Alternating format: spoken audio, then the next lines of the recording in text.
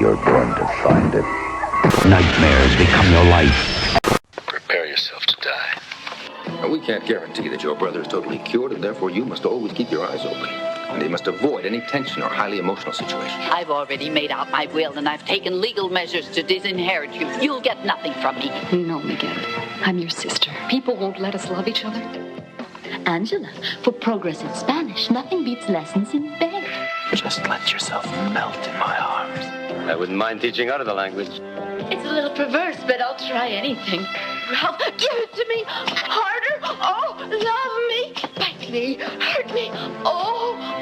My poor backside's aching. Suffering is good for pleasure. Didn't you see that enormous rock that came flying down just now? It only just missed me. You probably had a bad dream. You're as good as dead. I will murder you. Honestly, how gruesome. That's a bit far-fetched. What you saw was not a murderer, but just a dummy. I can't figure this all out. It's just so incredible. Hi, this is Russell Todd from Chopping Mall, He Knows You're Alone, and Friday the 13th Part 2, and you're listening to The Hysteria Continues. Yes, indeed. Welcome back to episode 38 of The Hysteria Continues. And this episode, we're off to sunny España with Jess Franco's Bloody Moon. So Jess Franco's stab at the slasher genre from 1981. And first of all, let's introduce you to our amigos of Mayhem. Erik, have you been bearing your breasts to the moon recently? Every night, yeah. Oh, yeah. Okay. What, in preparation for the show? Yes. And I've been pushing burnt ladies in wheelchairs around as well. Yes. Well, that's we've all been doing that bit of community service. Yeah. Mm-hmm. Excellent. And is it sunny? Is it like sunny España in Ireland at the moment? No, it's like cloudy Arctic Circle again. Okay. Yes, it's a bit like that here. So, but I think you're having some sunnier weather over in Tennessee, aren't you, boys? Nathan? Yes. Yeah. So it's a sunny morning out there. And how are you doing this fine morning then, Nathan? Well, I feel okay because I'm not outside in the really, really hot weather. It's so hot you can lay an egg on the sidewalk. Really? Gosh. Well, you fry an egg, you mean? No? I did that on purpose. All right. It's a Married with Children quote. Oh, I see. Okay. Well, yes. Well, me and Erik can only dream of that kind of hot weather. How about you, Joseph? How are you doing this fine morning? Just let yourself melt in my lap. Oh. Right. Oh, Joseph, I love your tenderness. Be patient. Caress me everywhere. Shut up. I can see. Yes, I can see how this is going to descend into. Erik started it by picking Bloody Moon. Yes. Well, as I said, we are off to sunny España. So just get us in the mood. Here's a little clip of something you might recognise. Ladies fell for Rudolph Valentino. He had a beano back in those farmer days. Who's that? Sylvia, have you not heard obviously. that? It's Sylvia. Yes, it was a big hit in the UK and possibly was it in Ireland. Oh yeah. I've never heard that before. No, well, it's very cheesy, and it's she's actually, I think she was Swedish, so just back when the about 1974, when Brits were starting to go abroad to Spain for the holidays, that was they got a Swedish lady to do a kind of song about sunny Spain. So anyway, they'd sing that on the bus, wouldn't they? Sorry, yeah, exactly. They used to sing it on the bus. You know? Yes. So that was just getting us in the mood. But we're going to be heading off to Spain a little bit later via West Germany, and this is your choice, Erik, and I think you're quite excited, aren't you? Wow, that's one of my favourites. Yes, for many reasons. Yes, and I'm sure we're going to get into that soon. And we're also, on this show, we've got, we're going to talk about, obviously, what we've been watching recently shortly, and also we're going to do something that's going to be quite fun. We're back to our top threes with that cat flushing that toilet. And we're going to be doing another top three cheesiest lines or cheesiest dialogue from slasher movies, which I think is going to be a lot of fun, so stick around for that. Yeah, we've done a variation of it before, but we loved the sound clip so much, so we had to go back. Exactly. And it ties in nicely to Bloody Moon, which is chock full of them. Yes. Yeah, no, it's going to be, it should be a good fun. So, without further ado, what we'll do is I think we'll head on to our recently seen. Okay, well, Nathan, what have you been watching recently? Nothing. I don't have a recently seen for this show, I'm afraid. And why is that? Is it you just not watching any scary movies? Yeah, I just haven't seen any scary movies. I've seen some comedies here lately. Okay. Well, we all need a break sometimes, don't we? So that's fair enough. How about you, Eric? Yeah, I went to see Chernobyl Diaries yesterday. Oh, yeah. It's opened here in the cinema. It's the new one from Oren Peli, who was the man behind Paranormal Activity. Now, he's written this and produced it, but it's directed by an effects guy called Brad Parker, I think it is. I haven't written it down, so forgive me if that's wrong. It's about 6 young folk who go to visit the city of Pripyat, I think it is. It's the city beside the Chernobyl reactor. It's where all the workers from the reactor used to live, and had to abandon it at very short notice, obviously, because of the meltdown in 1986. So it's kind of it's what's known as extreme tourism, where somebody will take you to visit the place. And so it's got this great location for a horror film, and the first half is really good because you feel like it's building up to something really, really big. But then it falls flat in its face. It becomes very generic and very ho-hum and mediocre for the second half. And the big problem with it is that although it isn't a found footage film at all, it feels like one because the camera behaves as if it's a handheld video camera held by one of the characters, even though it's not. You have lots of shaky cam as they follow the characters running away from various spooky occurrences. It'll be focused on maybe 2 characters having a conversation. There'll be a noise off screen and the camera will pan around and sort of barely miss a bit of action, like you see in those found footage films. And that was beginning to annoy me, to be honest, towards the end. A recommendation? No, I'd say maybe DVD. Wait for it to come out in DVD or Blu-ray, because the first half is quite good, quite atmospheric, but it just didn't pay off in the end for me. Have you seen it, Justin? I haven't. No. I haven't heard good things about it. Sorry? You'd heard good things? No, I haven't heard good things about it. Right, I've heard it's pretty poor, kind of Hills of Eyes type rip-off. Is that a spoiler? Well, it reminds me of a lot of films at certain stages. Blair Witch Project, obviously, because it felt like found footage film, and then there was a point where it felt like The Descent, and as you say, Hills of Eyes. But I mean, they had a great location, but they blew it, I thought. But I mean, it's not an awful film. It's just very disappointing, I thought. Yeah, is it opened in the States, guys? Yes. I think it didn't come and go quite quickly over there, I think. It's like a lot of Americans. Well, enough about your dating life, Joseph. Yeah. But actually, I love them and leave them. Just while it's on my mind, actually, sorry, Eric, but it's just reminded me watch that VHS trailer. Watch that, guys. That looks interesting, doesn't it? That does look really good. Yeah. Which, if you haven't seen, want to see that.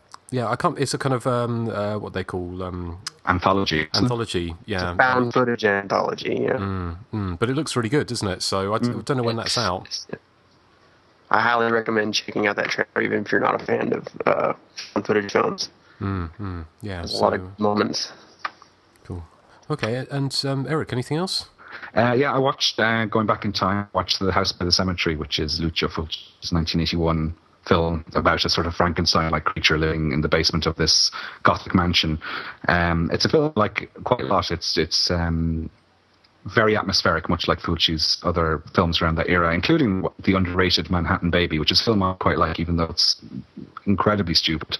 But my main fascination with House by the Cemetery is the child actor Giovanni Frezza, who I've always had this... I've always wondered what became of him, and the reason I bought the House by the Cemetery Blu-ray was just because there's extra features on it with him out, in interview footage, convention footage, and it's funny just watching him apologising to all the convention goers for his horribly dubbed voice, just reassuring them all that that's not his voice. It's the voice of a sort of a middle-aged woman pretending to be a child, and it's quite ghastly. I know if you've seen House by the Cemetery, you'll know, because it stands out a mile as soon as he opens his mouth. It's a great film and great extras on that Arrow Blu-ray. Yeah, no, very, very good, aren't they? Yeah, he's in the at the end of Demons as well, isn't he? He sort of and he's in Blade in the Dark, and he's in The New Barbarians. If you're a fan, I'm a fan anyway of those post-apocalyptic. Female, you're a female, you're a female. Yes, that's him. Yeah, I would have pushed him down the steps. He actually comes across as very nice now, and he's very humble. Is he? Well, I'm sure he's fine now, but when he was a kid, I would have. Oh yeah, he did. He had a huge forehead or something, and stupid Hanson-like hair. Yeah. Yes. Right. Well, yes. That is a classic film, a classic Fulci film. And anything else? Yeah, the one other one I saw was Fright Night Part 2, which was the 1988 sequel, directed by Tommy Lee Wallace. Now, I saw this originally in the cinema, which shows my age. And I remember thinking back then that it was fairly mediocre. And this is the first time I'd seen it since then. So it's 24 years later. And again, I stand by my original opinion. It didn't grow on me anymore. I think vampire films in general have to work really hard to get my approval, because I'm just not into that subgenre of horror at all. There's a few enjoyable moments in it, some cheesy humor, very 80s. And the effects, they hold up fairly well, I think. I remember being wowed by them when I saw it in the cinema, and they're still pretty impressive. It goes on a bit long, I thought. But, I mean, the original Fright Night, I thought, was maybe a 7 out of 10 movie, and this sequel probably a 6 out of 10 for me. Okay. Have you seen that, Nathan? Have you seen Fright Night Part 2? Oh, yeah. I really like it. Yeah, because I've not seen it. I've never seen it. It's not ever got a legitimate DVD release. Is that how you saw it, Erik, or was it a? Yeah, I saw it on a legitimate DVD release. Obviously, Nathan, Justin, thank you for squealing it. Well, it's just because is it out now on the legitimate DVD? No, it's not. Oh, sorry to out you. Yes. Dun dun dun. Yes. Well, I'm phoning 999 as we speak. Erik. Oh, no. The long arm of the law should be round to finger you later. Is it 999 over there? It's 911 over here. Yes. Sorry. Yes. Yeah, it is. Is it 999 in Ireland as well? It is, yes. Oh, okay. Where do policemen live, Justin? Oh, I don't know. On 999 Lesby Avenue. Oh, the old ones are always the best, aren't they? They are, the best. Yeah. Yes. Okay, and just to let you know, apologies for the sound issues we've been having. We're having a bit of a nightmare trying to get this to work today. It's some kind of weird Skype thing, which may be on my end. We're not quite sure, but hopefully we've got it sorted after 2 hours of fanning about. So, and Erik, spilling Coke on carpets. Exactly. Erik's had a Final Destination style Coke accident. And buzzing my phone 500 fucking times. That's what you get. That's what you get. See, this is the love, we have for the slasher. Hey, I've only got one thing to say to you, Nathan. Arnold's going to say it, not you. Fuck you. Yeah. Wow. This is... It's about time you said something instead of letting Arnold do your fighting for you. Ooh. Hey. Oh. Right. Yes, you can see the toll that it's taken on us. Well, speaking of people saying things, Nathan said something very interesting on his axe to grind bone to grind. Have you got it there lined up? Oh yes, I do. Yes, let me. Let's hear what Nathan had to say. Yeah, I love heroin. Nathan, it's always quiet ones. It's always the people you least expect. I mean, it just gets you like a good high. Gosh, I can't believe it. This shocking behaviour. Wow. You all seem to think I'm the goody two-shoes of this podcast. You are. You're the Jason Priestley. Yeah. Without the sideburns. Joseph's the Shannon Doherty. What are you then, Erik? Kind of claw your eyes out. You bitch. I'm the David Silver, obviously, because I've got the moves. Who's Justin? Yeah, who am I? Oh, Tori. It's the girl who's in the wheelchair. Tori Spelling. Tori Spelling? Yeah. Fuck you. Right. I wish we'll move on, I think, if the Skype doesn't go completely pear-shaped, which I think the show's already doing that quite nicely. So, Erik, did you have anything else to regale us with? Or have you... No, that was it, yeah. That was it. Okay, well, thank you very much for that. And we haven't spoken to Joseph yet, have we? I don't even remember where we are. Well, we're doing recently seen. Yeah, okay. I watched a movie called Fear Island. It's like from 2009 or 2010. It's got one of those bland Duff sisters, Haley Duff, I think. Basically, it's these teens go to an island via boat, and they start getting picked off one by one. It's a newish slasher, and it's competently, made. It's well made, but it's really predictable, and they use they use a plot device and a last minute twist at the end from a popular film that I'm not going to name. So when you actually start watching it, you automatically know what's going on.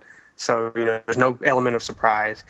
And the characters, they're not really obnoxious or anything, but they're just kind of, white bread, bland, blah, blah, blah characters. You don't really know many of their names. So, well made, but it's just kind of dull. I mean, the kills, the killer, he sets up these kills like they're just kind of boring. I mean, he puts a snake in a pantry that attacks someone, and then he closes the lid on a hot tub and a woman drowns, and he hangs someone. I mean, it's just there's no real to it. But like I said, it's real flashy, so it looks like it could have been theatrical, but it just doesn't really go anywhere. So I would say skip it. Okay. And what was that, a kind of MTV thing, or is it just a? No, it was. I don't think it's MTV. It was direct to DVD. I don't know, but it was on Netflix. I just saw it and I read the description. I read a few reviews and I was like, "Wow, this movie is excellent." And I was like, "Well, okay, I'll check it out." But I was really underwhelmed by it. So, okay, skip it. Fair enough. Have you seen that, Nathan? I have not seen it. I just said I said boring because those death scenes sound very, very, very dull. They do sound very dull, they are. Don't they? So, yes. Well, maybe they could do a movie about someone murdering by Skype, or someone murdering Skype. I think we've all been murdered today by Skype. Yes. I think we have, yes. Anything else, Joseph? No, I haven't really been watching a whole lot of horror films this week. I've been watching a lot of comedy and a lot of action movies. One movie I did watch, it's an action movie, but it has a little bit of slasher elements to it. It's a 1985 or 86 movie called Avenging Force. It's got the guy Michael Dudikoff in it from American Ninja, and basically it's basically like the deadliest game where they take people out in the woods and they hunt them down. But the reason why I mention this is because the killers that hunt the people down, they dress up in these theatrical like costumes, and they have these like big weapons like battle axes and stuff like that. And so it's almost like a slasher film in the woods, but yet it's an action movie. So, and I love that movie. It's one of my favorite action movies. So maybe I'll mention that. But other than that, no, I haven't really watched much. Been watching a lot of comedies lately. Okay, well, no, fair enough.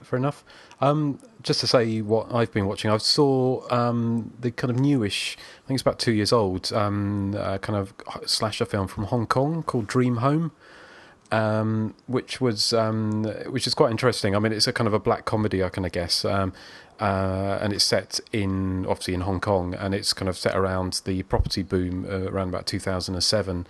And essentially, it's a woman. She is so desperate to get an apartment, and they're so expensive in Hong Kong, that what she does is starts murdering the neighbours of the people whose flat she wants to buy. So it'll force them to push the price down, and it's incredibly gory, and it's pretty good fun. I mean, it's a little bit of a weird mixture because it's almost slapstick gore. And also a bit of a kind of a bit of kitchen sink drama as well. So it's not quite the perfect fit, but that's worth watching if you want to see something slightly different. Have any of you seen that, Erik? No, I like the concept though. Yeah, I want to see that. I'm thinking, I love out of my alley. If I'd known that in 2007 when I bought this overpriced apartment, I probably would have gone about things slightly differently. Yes. You could have beat people to death with a chunky Kit Kat. Yep. But there's kind of it's a really good movie. I like it. Oh, you've seen it? Oh, you have seen it? Yeah, it's on Netflix. Is it? Yeah, it's on Netflix. I love the scene of the one scene where the girl, I believe she's gotten impaled with it's like a piece of wood like sticking out of her mouth, and she's still trying to fight the killer. I mean, yes. She's got guts. I'll give her that. Yes, and there's lots of guts in there, isn't there? Because there was somebody gets disemboweled, don't they? And then they keep on. Oh, and it's relatively short too. It's only an hour and a half. Yeah. It's like it's got one of them nice little like ironic endings that I really love. Yeah.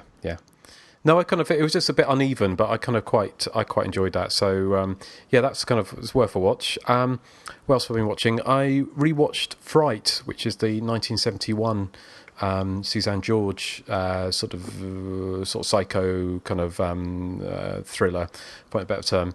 And I forgot how slasher-esque it is. It's one that, it's one of those films where, Suzanne George is playing a babysitter, and the ex-husband of the mother, who's played by Honor Blackman, escapes from an asylum and then comes back and starts killing, not killing many people, but kills some people. And it kind of pre-shadows or foreshadows Halloween, because you've also got the kind of killer's doctor on his trail and things like that, and it's got a really still quite shocking ending, because the young child is traumatized, not least of by being called, I can't remember, it's something like a girl's name, like Miriam or something, but it's a little boy. But it's anyway, bizarrely, not only has he got a girl's name, but also he's got Psycho for a dad, who holds a big shard of glass to this little kid's throat, and it's really all the way through the end of it, you've got this little toddler and someone holding a massive shard of glass to his throat, and so it's not something you see every day,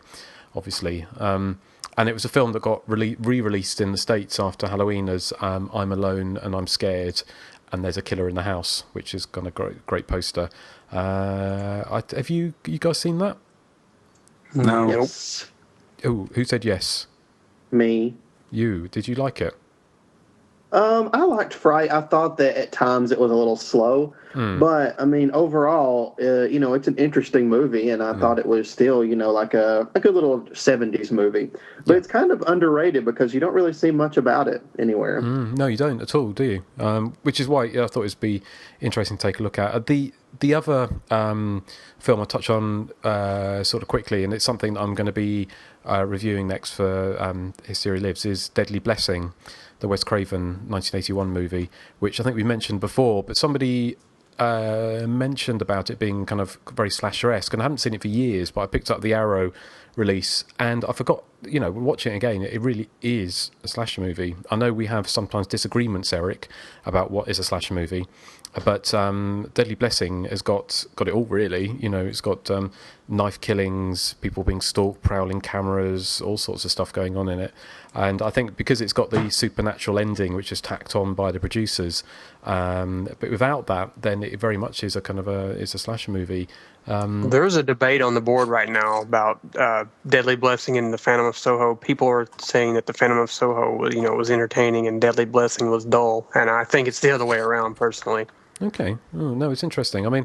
I thought that Deadly Blessing, I was watching it again, and it's a bit too long. It's about an hour and 40 minutes, and there's a bit too much padding in there. But when Wes Craven does set pieces, good horror set pieces, he does them really, really well. Like the scene where Sharon Stone's in the barn and all the lights extinguished by people shutting all the windows around the barn, and then you see there's someone or something in the barn with her amongst all the spiders and spiders' webs.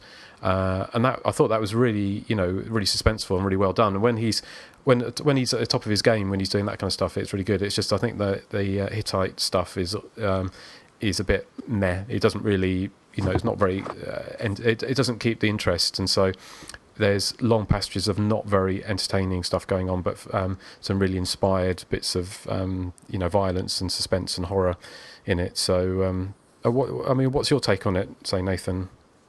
Oh, I love it. I think. Yeah. I kind of disagree because I don't know. I was never bored at all during it. I thought it was really entertaining throughout, but I was kind of into that whole weird Amish cult, group, and then the one woman who's trying to be normal and her friends that are visiting, and like the mom and her daughter who seem normal as well, but kind of weird also. Plus, it has a really good cat fight at the end. Oh yes, it does, doesn't it? Yes, but I'll be putting my thoughts up on Hysteria Lives quite soon. But what about you? Have you seen it, Erik? I have. It's a long time since I've seen it, but I don't remember being hugely impressed by it, I have to say. But it's one I'd like to revisit. But speaking of Deadly Blessing, I recently got the 42nd Street Forever Blu-ray, which is I think it's Synapse. It's almost 4 hours of trailers, and Deadly Blessing is one of the trailers on it. And they do a audio commentary on the whole Blu-ray. And when it comes to the Deadly Blessing trailer, they tell a story that I'd never heard of. Now, this might be old news to everyone, but there was rumours that Sharon Stone had an affair with Wes Craven's wife. Oh, really? And it broke up their marriage. Oh. Yeah. It happened on the set of Deadly Blessing. Oh, okay. Yes. Did anyone else hear that before? Because I looked it up on the internet, and it is a sort of well-known little bit of sleazy fact. Oh, okay. Well, it's interesting. I've never heard of that. Yeah. Because I know on the Arrow DVD, there's an interview with Michael Berryman, not Barryman, Michael Berryman. Is it Michael Berryman? Yeah, Michael Berryman. Michael Barrowman. Is it Michael Barrowman? Is the camp? Yes, it's the camp. Yeah. So it's not Michael Berryman, and he said that the filming was a complete bitch fest, and he said that all of because he had these 3 very beautiful leads, and they were all really bitchy and were really sort of, one of them was really flirting with him and trying to annoy his girlfriend, and he wouldn't name names, but there's only 3 of them, wasn't there, in it? It sounded like a very, I think he said something like, he phoned up Wes Craven and said, look, Wes, you've got to stop these women being so bitchy, you've got to do something about it, and he's going, what can I do? And of course, obviously, Wes probably didn't know that Sharon Stone was fingering his wife. So, and more. Go. And more, yes. So, well, there you go. Well, hopefully we haven't broken any libel laws or any slander laws. Well, no, we're delivering it secondhand from that Blu-ray, so they're in trouble, not us. Yeah, okay. Oh, well, all the salacious gossip on Hysteria continues. Yeah. I'm sure Wes Craven and Sharon Stone and Wes Craven's ex-wife, I'm sure they listen to our show, every couple of weeks. Did you also hear that Joseph broke up Elton John's marriage? I sure did. Gosh. Hold me close, young tiny dancer. That's how I broke it up, by singing. Yeah, that would do it. Mm-hmm. Right. Well, I think we shall move on to from a kind of a cheesy encounter potentially to more cheesy encounters. Well, I didn't mean it in that way. For goodness' sake. Oh, you did. I did not. You knew exactly what you were doing, young man. No. Well, I think we'll just gloss over that, and hopefully Elton John's lawyers aren't listening either. It's their favorite show. Sorry. It's their favorite show. Yes, I'm sure it is. Well, it's a good job we carried on recording, isn't it? Because we're going to abandon this, and maybe you're listening to this and thinking, oh, why haven't they abandoned it? But we haven't. And what's going to happen? It's all over with, by the way. We're just kind of winging it. Well, it's not even recording, so no, it is. But that would be the real kicker, wouldn't it? We get to the end and the whole thing, nothing's recorded. I shouldn't say that because that's probably what's going to happen. But what we're going to do is we are going to persevere, and hopefully this will all come together because hopefully a Bloody Moon is not cursed. But what we're going to do now is we're going to do top 3 cheesy lines or cheesy bits of dialogue from our slash movies. And we're going to start, the first one is going to be Nathan. So after I played this, Nathan, you come in and tell us why you like this cheese so much. You don't have to go home. I want to go home.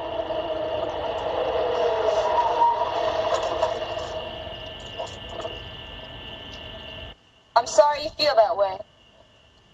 Because even though you did a cheap, disgusting act by exposing your breasts, I really think that you didn't know any better.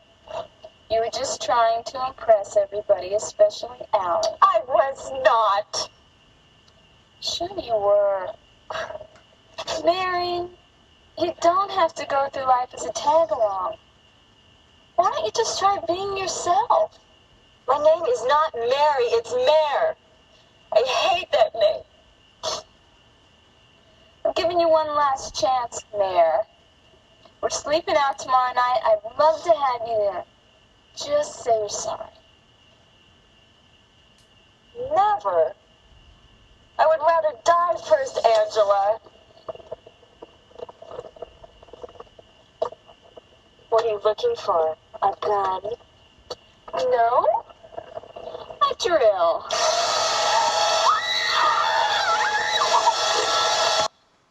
Okay, Nathan, take it away. It's not even so much the punchline of what are you looking for, a gun, no, a drill, that I love about that dialogue. And that's from Sleepaway Camp 2, Unhappy Campers. I adore the Sleepaway Camp sequels. Well, 2 and 3. Not so much 4. But I don't know why, but I always love that line where she goes, you did a cheap, disgusting act by exposing your breasts. I mean, it's just, I think that Angela is like a walking, talking after-school special. And she's trying to better these kids' lives. And when they don't want to be bettered, she just, takes them out. I I can understand, where she's coming from with that. But I think that dialogue is really funny, and just that, just the way she says exposing your breasts. I mean, who even talks like that? That's really funny to me. It's tough love, isn't it? It is. I agree. What would Angela have done if she'd been around the pool in Bloody Moon? Oh, yeah. She would have been upset then, I guess. She would have been upset. What would she have done if she had been on this episode today and we couldn't get things sorted? Would she have killed us all? No, see, she don't kill stuff like that. It's immoral people that she kills. So you would be dead, Joseph. But I think we'd all be dead, wouldn't we? I think after... I'm perfectly moral and chaste. You know that. Actually, chafed? I think I am... As in rubbed? You tried wearing looser underpants. I'm not immoral. I'm amoral.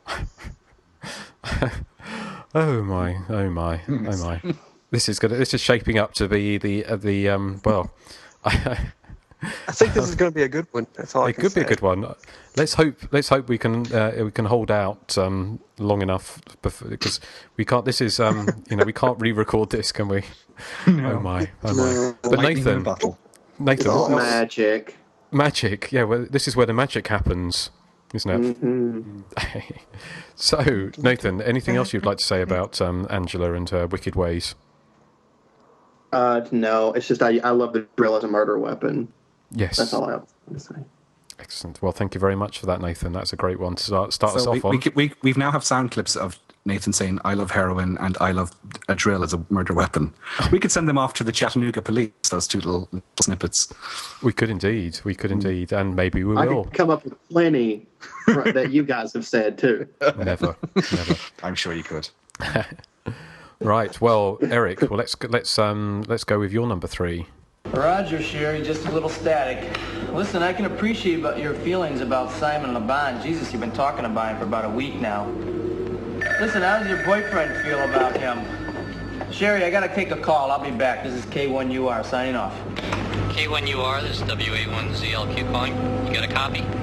Yeah, I copy, John. Hey, did you find out who's more popular in Denver, Kim Basinger or Kelly LeBrock? It's neck and neck. Hey, why don't you ask your computer, man? By the way, Paul, how are your data processing exams going? Well, I could use a little help from Kelly. Oh, what dialogue? Sorry? What dialogue? I know, it's fantastic, inane shoehorning in pop culture references. That's from Ghost House, and I know what you're thinking, Ghost House isn't a slasher, but according to you, Justin, it is, because it's reviewed on Hysteria Continues, isn't it? Isn't that right? So is the Hysteria Lives. Yes. Hysteria lives. Sorry. Yeah, Erik. Yeah. Drunk again. It's the 1988 even Umberto Lenzi film, and it's totally not a slasher, but it suits me in this instance that it's classified as one because I love that dialogue. References there, of course, to Simon Le Bon, for the younger listeners, lead singer of Duran Duran. Kelly LeBrock, who was a babe, apparently, in inverted commas, during the 80s. I don't know what she's doing now. Kim Basinger, you probably all heard of. I think she's still famous. The film is one of those film mirage productions, which is just bonkers. It has no real coherent script, but it has lots and lots of juicy dialogue like that. And that's one of the main reasons why I love it. And, one of the main reasons why, when I get onto it later, I love Bloody Moon. Right. Also, that inane bit of banter they were doing was over a CB radio, which sort of dates the movie as well. Mm-hmm. And Erik, just attack it. Like you're hungry. Like the wolf. Kelly LeBrock was Weird Science. She was. Yes, she was Woman in Red as well, wasn't she? Yeah, that's right. Oh, yeah. I just know her from Weird Science. Yes, Weird Science is a good movie. Yeah. Also starring Judy Aronson, is that her name, from Friday the 13th, the final chapter? She was also in After Midnight. Mm-hmm. There we go. Weird Science. I wonder who. Everywhere. I wonder who was bigger in Denver, though, Kelly LeBrock or Kim Basinger. We'll never know, will we? Kim Basinger. I thought it was Basinger. Yeah, it's Basinger. Oh, is it? Oh, whatever. Yeah, Erik. Yeah. Yeah, I demand you remove your review of Ghost House off Hysteria Lives and put it onto a new site reviewing just horror films that aren't slashers. Well, and The Descent as well. Yeah. I can make an argument with The Descent. I didn't review Ghost House. That was did somebody hack into the Hysteria Lives HTML and put it up there by themselves? No, that was a lovely Gina. She asked got you on that one. Fight. Well, and now I'm going to move on to Joseph's number 3, because we've already wasted enough time, Erik. So let's move on swiftly. Sure, but what if Pryor finds out? So he'll find out. I know. I guess I'll have to break it to him easy. I don't really want to hurt him. Then why? I just couldn't help myself. Benson is just too much. He kept it up forever. It hurts when I sit down. God, Sheila, he's your cousin. Second cousin. So, Joseph. That makes it all better. Yeah. Well, as you know, Girls' Night Out is a pretty weird film. It's chock-a-block full of cheesy dialogue, and that's probably, the creme de la creme. I mean, one thing I like about this film is that it does like a role reversal. In most movies, the guys are always like, yeah, I bagged some chick the other night. And the girls are like, why doesn't he love me? But in this film, it's the other way around. The guys are like, I don't know what I'm going to do, man. She doesn't love me. And the girls are talking about how they're sleeping around with everyone under the sun. And in this instance, it just so happens to be her cousin or her second cousin. I don't know. It's just really cheesy and corny and really weird. That's why I picked it for my number 3. God, it hurts when she sits down. Yeah, it makes it worse though. It hurts when she sits down and it's her cousin. That dead cow. Can this podcast sink any lower? Oh, wait till you get to my number 1, and you'll see it will. We got a long way to go, buddy. We've got, and the only way is down. And here's my number 3. I don't like it here, Penny. It gives me the creeps. What? Can't you feel it? I'm scared, Penny. Let's go back.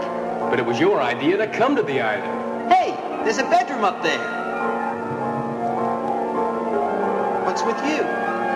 May's uptight about the place. She wants to split. But it's terrific here. Just like the kid said it was. We have sounds, food, and some great grass. This place is really far out. It scares the hell out of me. Yes, it's the Brady Bunch. The Brady Bunch versus Scooby-Doo. It's that was from... Do you know what that was from? No. No? I want to see it, though. Tower of Evil? It was Tower of Evil, yes. Well done, Nathan. That's right. Tower of Evil. Tower of Evil is a British film, I thought. It is, but they're pretending... That was Robin Asquith from Confessions of Window Cleaner, pretending to be American.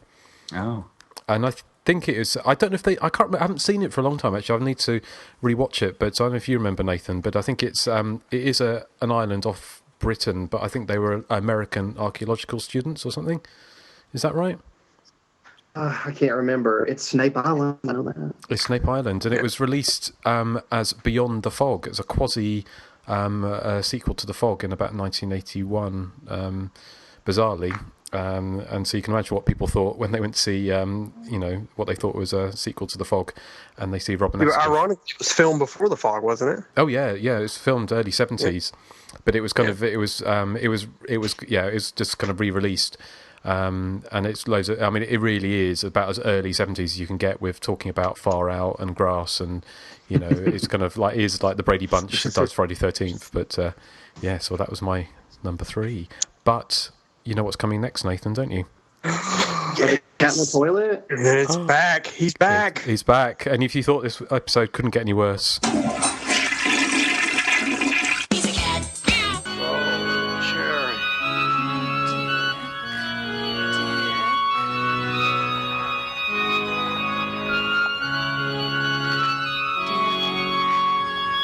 It's just not perfect. Oh, baby, we'll work it out. Come here, baby. Come here. Cherry, you're the most beautiful thing that ever came into my life. Oh, Dick. It's Dick. It's just that my head isn't in the right place, that's all. Oh, baby, don't worry about it. It's all right. Oh, my God! What is that? I don't know, baby. It's probably just a bear or something. Something's out there. Don't worry about it. Let me take care of it. I'll take care of it. Oh, Dick. Nathan, tell us what's in the right place. Oh, Cherry, baby, where you been all my life? I like where, just in the middle, for some reason, she goes, "It's Dick." It's Dick. Exactly. It is thick, and her head is in the right place. She's like an ugly version of olive oil, and that's saying something. You gotta be so mean to her. Do you want to tell us, Nathan, what film that was? That was Don't Go in the Woods, or Don't Go in the Woods Alone. Yes. And that's the classic Dick and Cherry, the newlyweds who, he takes her out in his van on the night of their wedding night. And unfortunately for her, it's just not perfect having sex in the woods in the back of his van with a poster of Farrah Fawcett hanging up on the ceiling. What could be more romantic? Is it Dick and Cherry or Dick and Cherry? Dick and Cherry. But you see what I did there? It's very clever. Yeah. But I was trying to correct you. No, Dick and Cherry. See what I'm going at? Blimey. Yes. I think we'd be up for... Do they do awards for podcasts? They do. Oh, this one's going to win all the Razzies. Yeah. Oh, my God, yes. Maybe I should have... I feel like, in Aeroplane, when he says I picked the wrong week to give up drinking. That's how I feel. Quick to pick the wrong week, but sniffing glue. Yeah. But Nathan, is that the scene where he gets dragged across the bonnet or Bloody, and she does the great kind of guppy fish, and it closes in on her eye? That's Night of the Demon, isn't it? That's Night of the Demon. Oh, that's Night of the Demon. Sorry, yes, I'm getting confused. Yeah. Night of the Demon. She makes the sex noises, like and that's supposed to be her terrified. That's not how I sound, by the way. Is it not? Oh, gosh. No. Well, that's disappointing. I'm sorry to disappoint you. Well, I think we should probably move on to Erik. And would you like a little bit of pussy? Of course I would. Hey, how old do you have to be to get that discount? 65. 65? Hey, man, now that's discrimination. Tell you what I'm gonna do. If you'll give me that 10% discount, I'll go get another 6-pack of beer and we'll both benefit. Now, what do you say to that? Sure. Another one of those smart-ass college kids talking themselves into buying 2 6-packs instead of 1. Yep. That's one of my favorite lines. It's more or less just for that last bit of dialogue that's delivered with all the gusto of Edith Massey in her prime. That's from The Mutilator. Yeah. It's the scene where the teens go in, or if they are teens indeed, go into a country store to buy beer, and they're sort of tricked into buying more beer than they need. And then this woman with no acting skills, but I assume she was blackmailing the director, walks in and, reads her auto cue with all the sort of subtlety of our podcast. So that's I think you did that line in an earlier episode. You tried to make it. Did I? Yeah. Oops. Mm-hmm. I think you did a good job of it, though. Oh. Are we repeating ourselves then? That's not like us. That's not like us. No, you didn't pick the line. You just said it. Oh, all right, yeah. Another one of those dumbass college kids talk themselves into buying 2 6-packs instead of 1. So it's a little bit like what's the name from Friday the 13th, isn't it? The waitress. Oh, Sandy. Yeah. Or the woman from Nailgun Massacre. Do you remember when you could sit outside and not worry about the mosquitoes and the killers? I don't. I don't remember either. I mean, I can't think of any other day I've not sat outside and someone tried to kill me while a mosquito bit me. I have seen wild butterflies, though. That's life for you. Yeah. Is that? Oh my goodness! Right. Well, I better move on to. I have no idea what's going on. I'm all out of sync. My body clock is all out of sync now that we're recording. Yeah, me too. We're recording Usually late. we're done by now. Usually we're done now.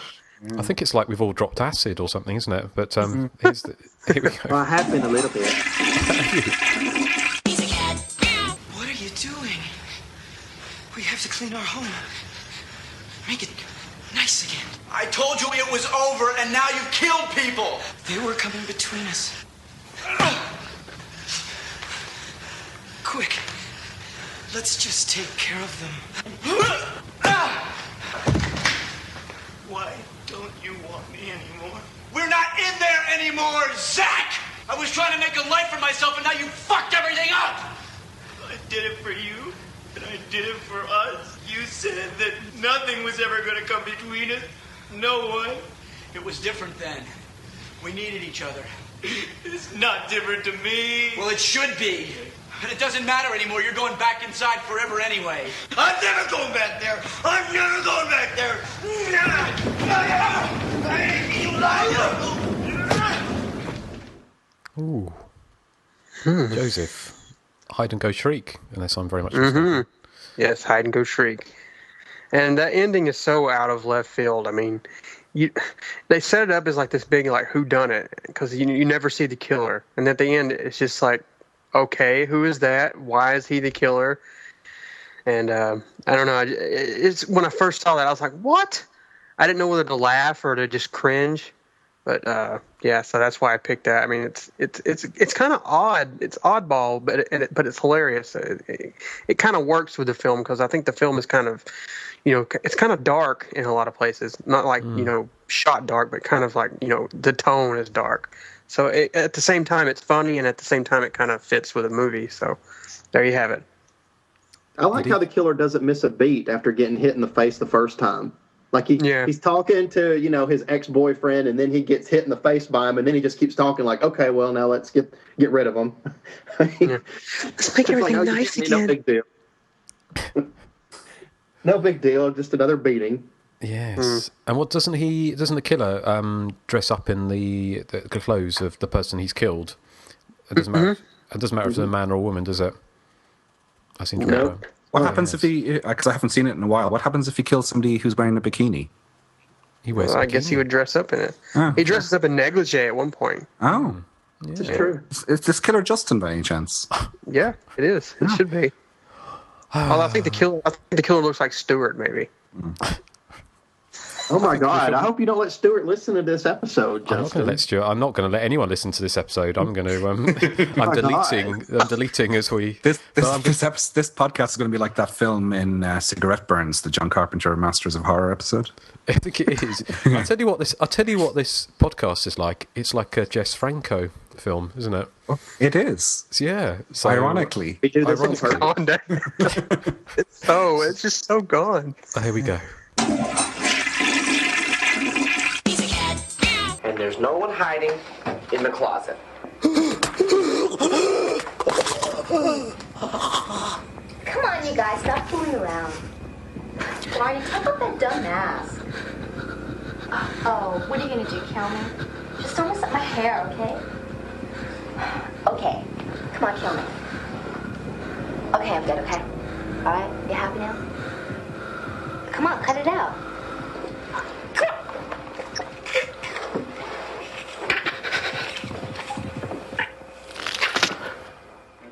Yes. Does anyone recognise that?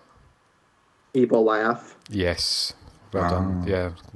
It's I just love that. I mean, it's full. Evil laugh is full of cheesy bonbons, and it's that obviously that scene is very much reminiscent of the scene with Rose McGowan in Scream, where she goes, "Oh, Mr. Killer, why don't you kill me?" That whole thing. And it was done before that in Evil Laugh in 1988, was it? Or 86? I can't remember when it was made. But yes, I love that kind of, the girl says to the killer, you can kill me, not thinking it's a killer, but pretend it's getting him to, she thinks he's going to pretend to strangle her, but she doesn't mind as long as he doesn't mess up her hair. So, so that's why I chose that as my number 2. And I like the fact that... she sees her boyfriend take in full view an axe right to his face and thinks that that's fake somehow. Yeah, I know. Of course, this is the movie that has someone having their head microwaved, doesn't it? With the door open. And it has that terrific dance number as well. Oh, my God. Oh, yes. I can't believe it. I can't believe Joseph or I have never picked that as a quote because we always used to quote that, when he goes, "Don't kill me, kill Connie, she's upstairs." And that's a friend of his. What kind of friend is that? Yeah, what kind of friend is he? That's the one I almost picked. I almost picked that one. But yes. Well, that was my number 2. And now we're on to the big cheese. And here's Nathan's number 1. Dottie Hinkle was right. It is Beverly Suckfin. I tell you, I saw blood right there on the bottom of her shoes. Not exactly blood. It was gore, hanging there like a runny nose. Nice as pie she was to me, and then I hear her say it. Say what, man? Are those I can't say the word out loud. Could you tell a policewoman the exact words she used? Maybe. It's okay. Nobody's gonna hurt you. Come on, let it out. Pussy, that's what she said to me. Pussy Willows. Oh, yes. It's such a bad word. Now, apparently, Pussy Willow is a really bad curse word. You can't say that word out loud. She doesn't use that kind of language. No. She's a liar because she was cussing her out on the phone earlier in the movie. Mm-hmm. I love Dottie Hinkle, though. Poor woman's being tormented within an inch. She's a divorced woman. Please help her. Exactly. I'm a divorced woman. Please help me. Like, that makes any difference. That is from Serial Mom, and it's cheesy dialogue, but I mean, obviously it's meant to be. You know, that's what makes it so funny.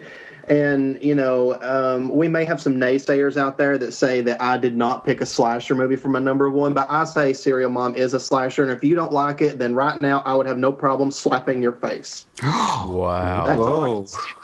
Catty. Well, no, I'm catty 19. I don't care. I'm going crazy today, girls. You are. Well, it's the closest to John Walter ever making a slasher movie, isn't it? I think it is. You know, and it's really hilarious. And I mean, I'm sure you guys know as well as I do that picking one section of dialogue in that movie was almost impossible because it's full of, you know, hilarious lines. I'll always love Officer, I'm sorry, but we do not allow gum in this house. Yeah. Chip, you know how I feel about the brown word. Well, no, thank you, Nathan. I think it's a favourite all-round, Serial Mom. And I would have probably, you know, I nearly, lucky I checked that what you'd put down, actually, because I nearly put the phone call 1, 2, fuck you on there. So great minds think alike. But, you know, thank you, Nathan. And Erik, here's your number one. Gloria. Oh, hello, Mark. I'm watching you. You are? Yes, and I'm going crazy. If I told you I was playing with it, would you come over and help me? No, don't be angry. It's not true. Don't hang up. I just have to tell you how beautiful you are today. More than usual. Are you wearing your panties now? No, don't pull down your skirt. You don't know how much pleasure I get just watching you. You're not like those others, Gloria. You could put out my fire, all right. You're a sex goddess. You make my member throb with desire. It wants to penetrate your flower and explode. This is getting boring, Mark. And you're not very funny. Oh, I think he is very funny. Is your member throbbing? Sorry? Is your member throbbing? It is. It is, indeed. As always. As always. That's a piece of juicy dialogue from the 1987 Giallo Delirium photos of Goya, I think it's pronounced. Yeah. Although the character... Gioia. Yeah, the character is in the English language version is called Gloria, as you heard there. That's directed by Lamberto Bava. I suppose the thing it's most famous for is those weird point of view shots the killer has of some of his victims, where he visualizes them as having maybe a giant eyeball for a head, or one victim he sees as having the head of a wasp, which is quite bizarre. But that's one of my other favorite things about it is the cheesy dialogue, and that's the neighbor of Gloria called Mark. He's this young guy who's confined to a wheelchair, and he spies on her through his binoculars and sends her these obscene phone calls, and she seems to just kind of laugh them off. I'd be kind of disturbed now if I got a phone call like that from a neighbour of mine, especially considering she's a sort of 70-year-old woman. Couldn't be any worse than this Skype call. No, it couldn't be. Yeah. Yeah. Yeah. Oh. So, yeah, that was my number one from photos of Gloria. Well, yeah. But no, thank you. Yeah, that's a very good giallo. That'd be a good one to cover, actually, some point on the podcast, yeah. isn't it? I love that movie. I like Lamberto Bava. I think he's underrated. People think, he's not as good as his father, but, who cares? Well, he isn't as good as his father, but he is. He does make entertaining films, I'll have to say. No, yeah, all of his movies. I've liked just about all of his films. Have you watched Graveyard Disturbance? Oh, yeah. Yes. Have you?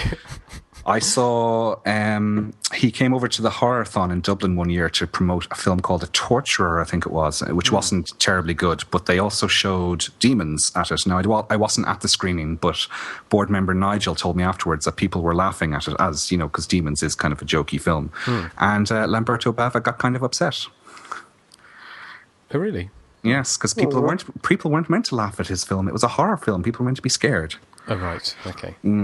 Yes, it's a bit like it was the people who made Fatal Frames, Stefania Stella, I think it is, and the husband, I can't remember, and they famously were had a kind of showing of the film, and everyone's laughing, and they were going, "Why are people laughing? It's a horror film. Why are they laughing?" It's also a bit like this show was supposed to be serious, and then it went to hell. So now people are going to be laughing. Yeah. Yes. Well, hopefully we're bringing it back, but then of course we're going on to Bloody Moon, which is all going to go to hell in a handbasket. Yeah. But before we get there, Joseph, here's your number one. I knew it.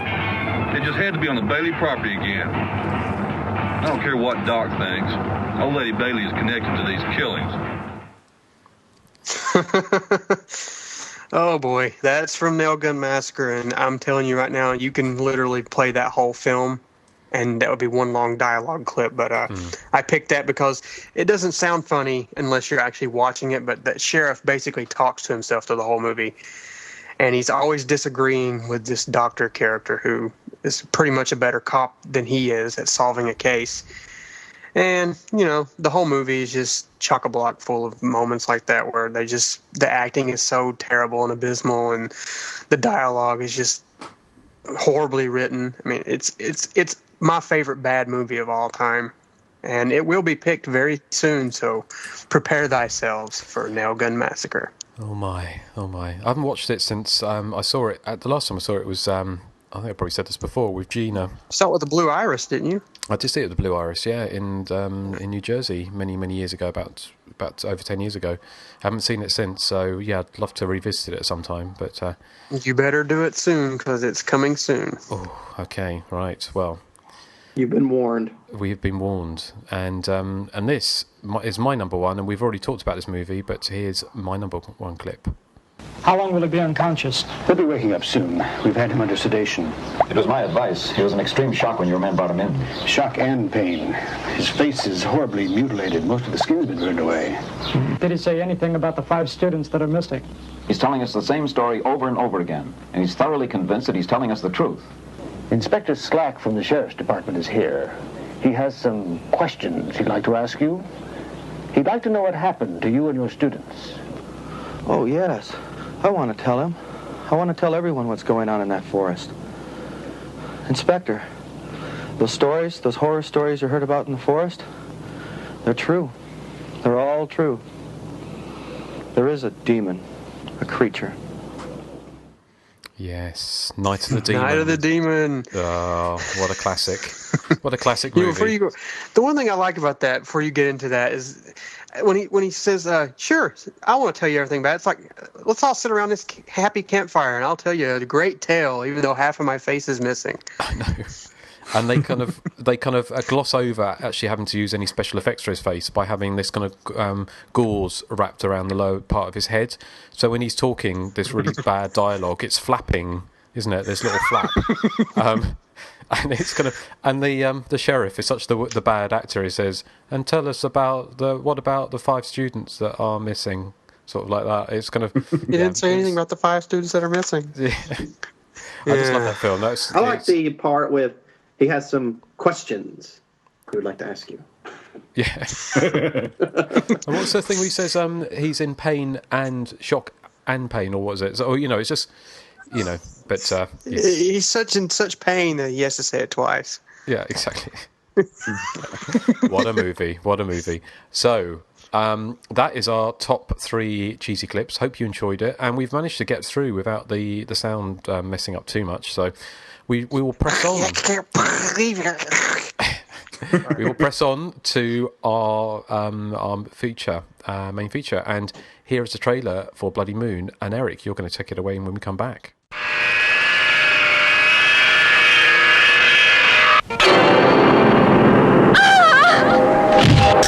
Your kiss is cold and icy as death. Your embrace deep as the night.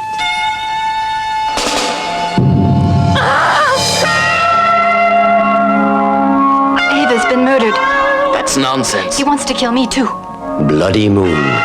Summer nights filled with horror. A killer whose lust for blood will stop at nothing. Nights of blood. Young girls in search of love and adventure become the prey of a bloodthirsty killer. a dream vacation becomes a nightmare.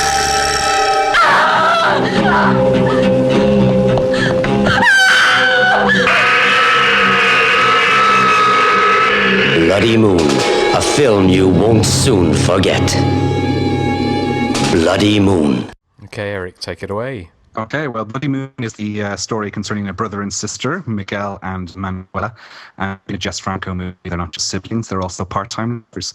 And in the opening scene, we see Miguel murdering a woman at a party, and the film then cuts to several years later as he's been released from the mental institution into the care of Manuela. He goes to stay with her lover Alvaro, and their rich aunt Maria. Manuela and Alvaro run this English language school that's in some financial difficulty.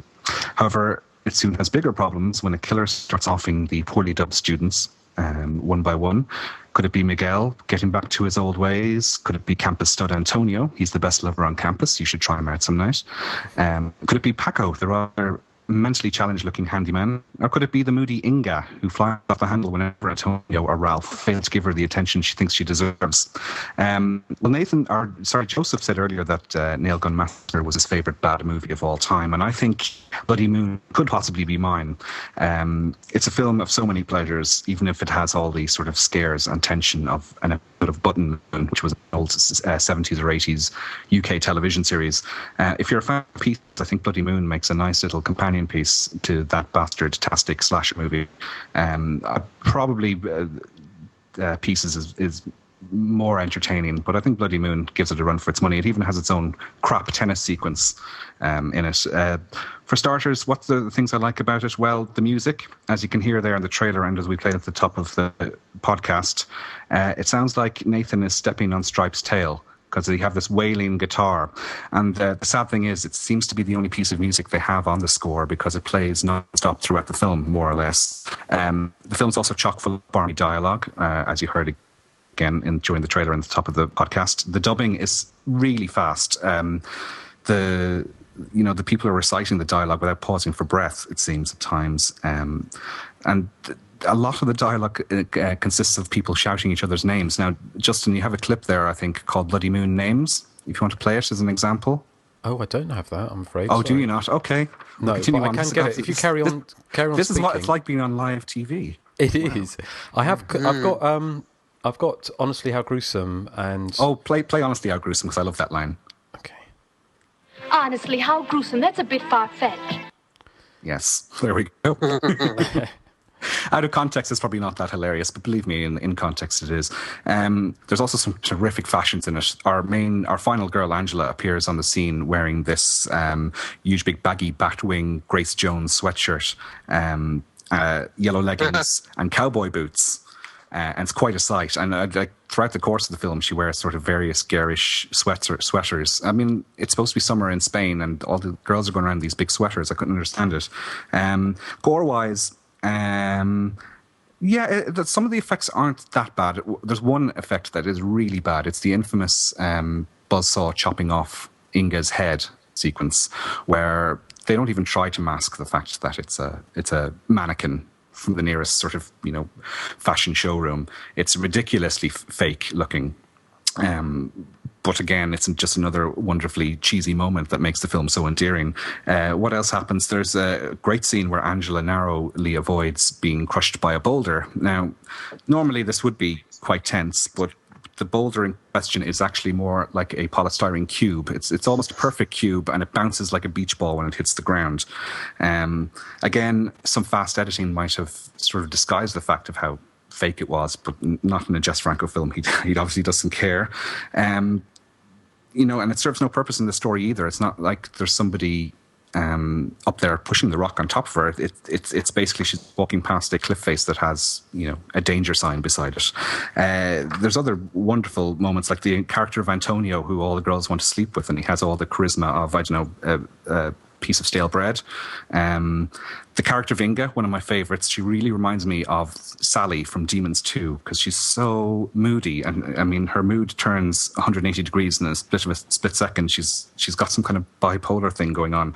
There's one scene where she makes a joke at the nightclub about having her body smeared in chocolate sauce and having Antonio lick it off.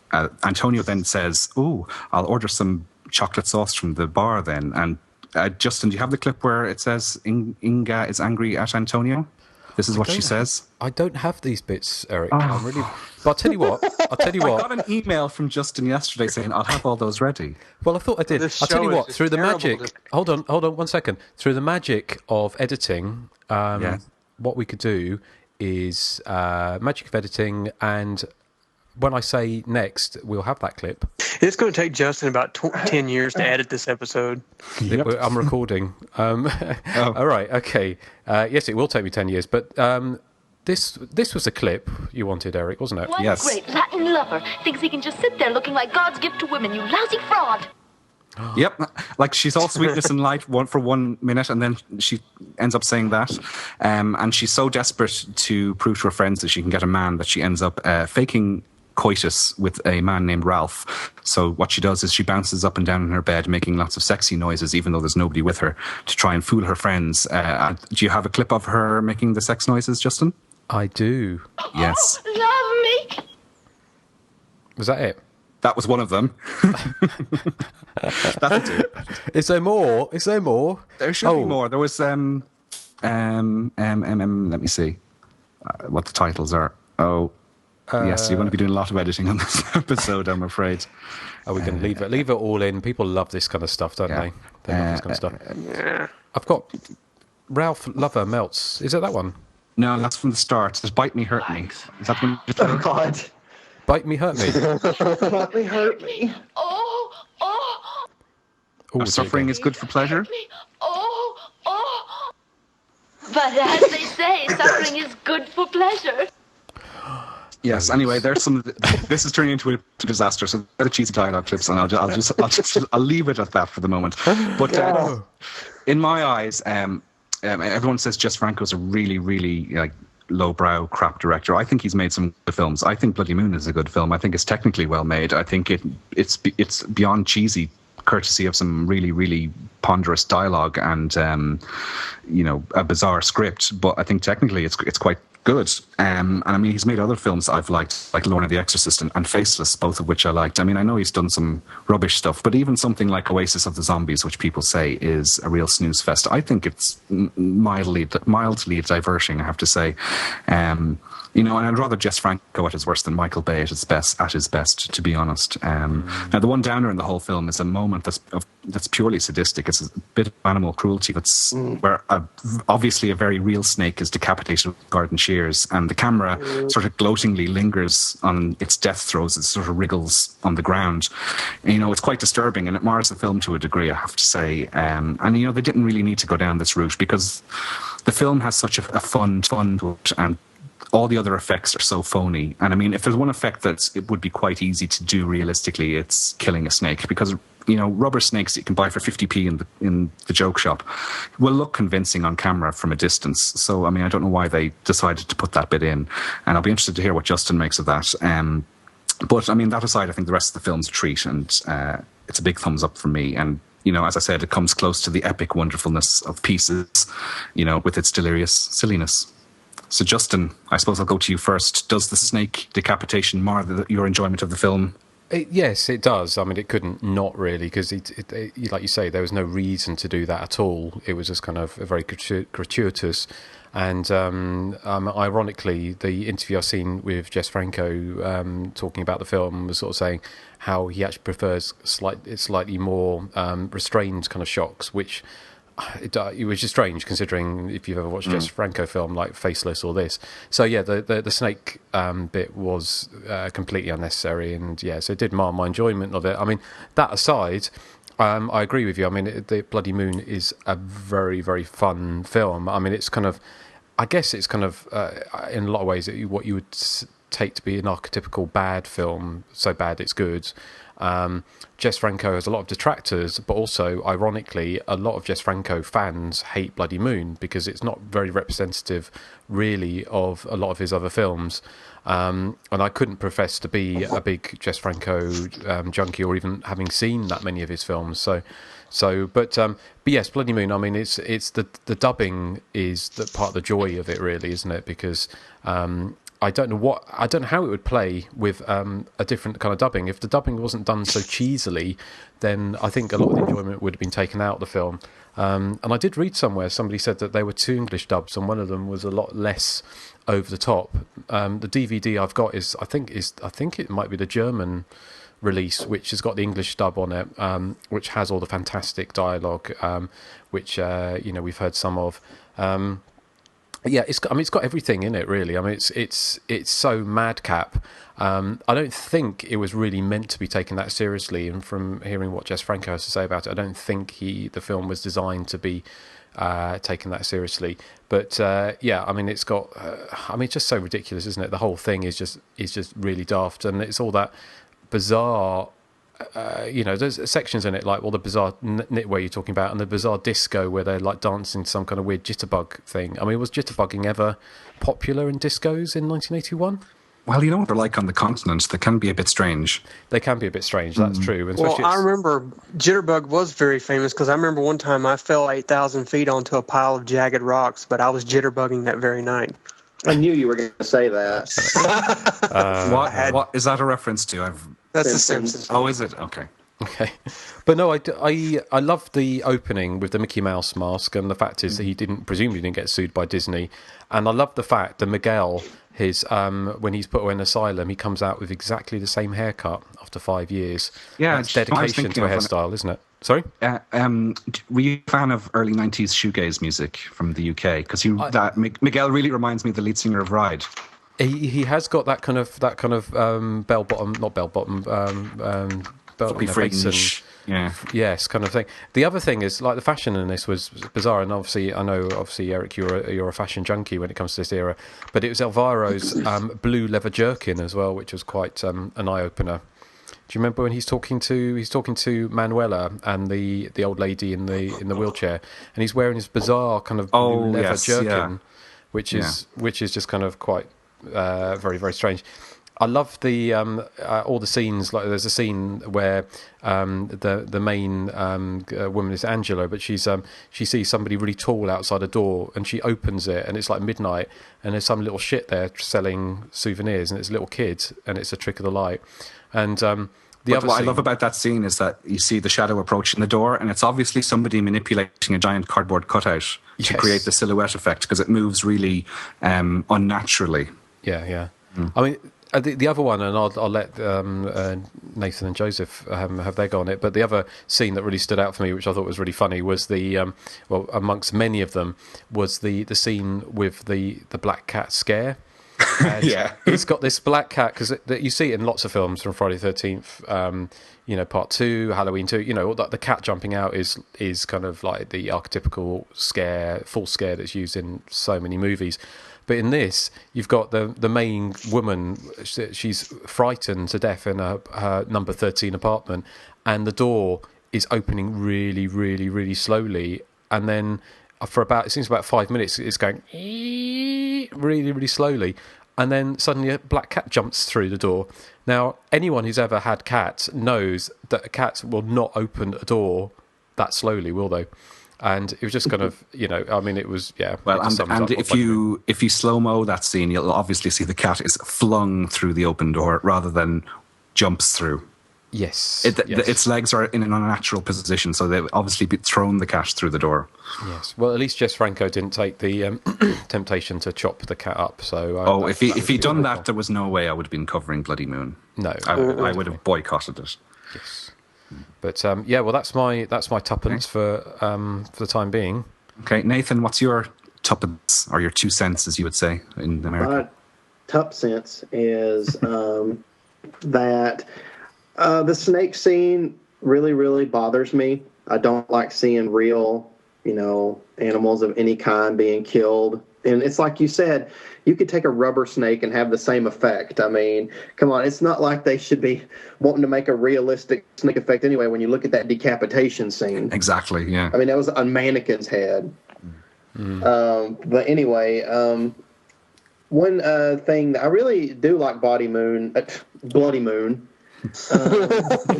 Freudian slip. Yeah, definitely. Yeah. I do really enjoy the cheesiness of Bloody Moon. You know, obviously the dubbing is ridiculous, and it's makes it all the more hilarious. And I really like, you know, the heroine who, you know, she's missing a few brain cells. I love the scene where, you know, she's alone in her bungalow. And, you know, one of the characters who we know got her head chopped off earlier in the movie, she sees her lying in the bed, or she just sees her head from under the covers. So, I mean, you know, we know that the character's dead, but the heroine walks up and is having a conversation with her, and this person's eyes are wide open and her mouth is open in a scream. And she's like trying to talk to her like, oh, I didn't know you were here. You know, how's it going? You have to see the scene to understand, but I mean, it's just so ludicrous because if you saw anybody lying like that in bed, I mean, I don't think you would be trying to have a normal conversation with the person. No. I do really like the music when the heroine's alone, and it's kind of playing the tense music when she's alone in her bungalow. I really like that music. And, you know, obviously we're going to do spoilers because we always do, but I'm going to question about the ending, and my question, spoiler alert, is why is Manuela so fine with letting the heroine go at the end? I mean, I get it. She's like, you know, I killed the guy that was going to kill you, but still, I mean, the heroine could easily turn Manuela in. Why would she just let her go and not kill her too? I don't understand that part. Did she know? Did she know that Manuela was involved, or because she could have blamed it all on Elvira, couldn't she, and her brother? Yeah, see, I thought that, but then Manuela's being really like, I mean, you would think if Manuela tried to play the idea of, oh, I just rescued you, it'd be one thing, but instead she's just like, you know, I killed the person that kills you. Now get the hell out of here. Well, she did hold a hedge trimmer to her throat, didn't she? So she held the hedge trimmer to her. Yeah, that probably wasn't the best move, was it? But then Manuela doesn't make it past the next couple of minutes anyway, does she? So so I guess it's all a moot point anyway. Yeah. But no, I really do enjoy Bloody Moon, and I think that all of us have quite a repertoire of chilling tales. Oh yes, gruesome tales. That's a bit far-fetched. Yeah, your thoughts on Bloody Moon, or Body Moon, even if you want. Yeah, it's Body Moon. Well, as for the segment, yeah, I agree. I hate animal cruelty, animal violence. I mean, that was just totally unnecessary. But as for Bloody Moon, let's say there's 5 films, top 5 films that are bad slasher movies, but enjoyably bad. This would be the bottom 5. It'd be number 5. But having said that, I still love the film. I think it's a lot of fun. You know, as everyone said, the dialogue is just rip-roaringly hilarious. I mean, the dubbing is just atrocious. And I don't think the film, you know, I think watching it in, like, its original language or even a different dub track would just kind of take away from it. Let's see. I like, you know, like Erik said, some of the special effects are just baffling how bad they are. And one such in particular that no one has mentioned is the guy with the burnt face. It looks like someone fried up a slice of bacon and just, you know, glued it to his face. I thought it looked like, you know, fake vomit you can buy in a joke shop. I thought it looked like that sort of stuck to the side of his face. Yeah. It's sort of like that. But let's see what else. Yeah, like you said, the mannequin being obvious mannequin being decapitated. I thought when it showed her head on the ground after the decapitation, it looked sort of real.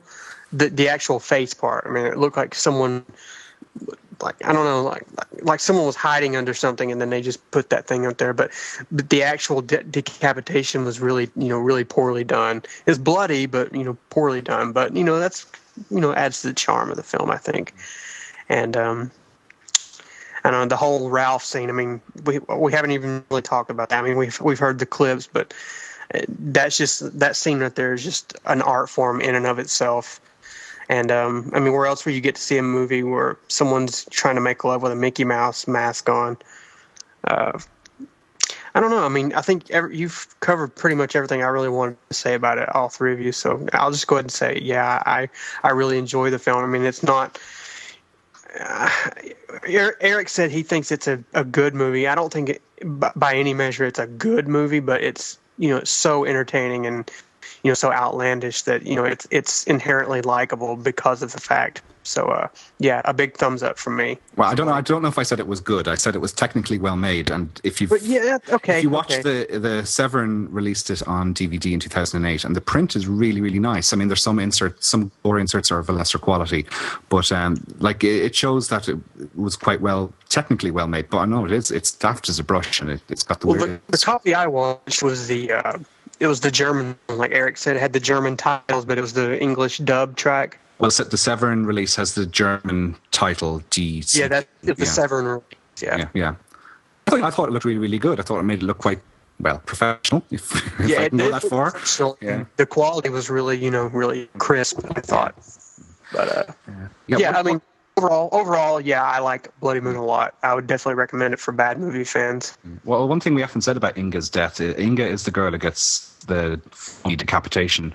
But what leads her to that is that, she, as we were saying, she's so desperate to get a man for the night to prove to her friends that she's, sexy. She goes off with this man she doesn't know who's wearing a mask, and she allows him to drive her to this abandoned, presumably abandoned, is it a quarry or something? She allows him to tie her up to this slab, and she's just babbling away, saying, "Oh, you don't have to tie me so tight. I'm not planning on running away. I don't know what you even look like yet. Why don't you take off your mask?" And, it's literally the moment he turns the bus on that she starts to get concerned.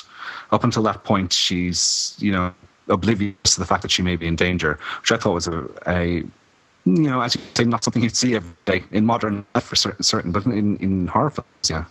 Well, especially when she goes, doesn't she sort of say something along the lines, "I'm game for anything"? Yeah. She also said at one stage, "My poor backside is aching." It's probably from bouncing up and down the bed pretending she was doing it with Ralph. Well, the thing I thought was that really got me as well with Inga, because when she gets found out by the girls, because the girls they come around the back of the house and they actually see her bouncing up and down on the bed. But when she pulls something out of the closet, the door opens and there's a dead body of the other girl in there, isn't it? The one that's had the knife Ava, through the back, Ava. And so although she doesn't see it at the time, surely when she got up to close the closet door, she would have seen the body of her friend in there, wouldn't she? That's what I was thinking, yeah.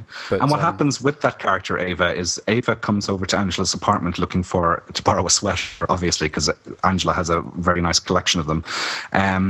And whilst Angela is looking through the closet and Ava is standing sort of 2 feet to her right, Ava is stabbed through the back and the knife comes out through her nipple, but Angela doesn't notice this at all until, she stops rummaging through her wardrobe and peeks her head around and notices that Ava is now lying dead in her bed. I mean, I don't know how you would miss something like that happening. No.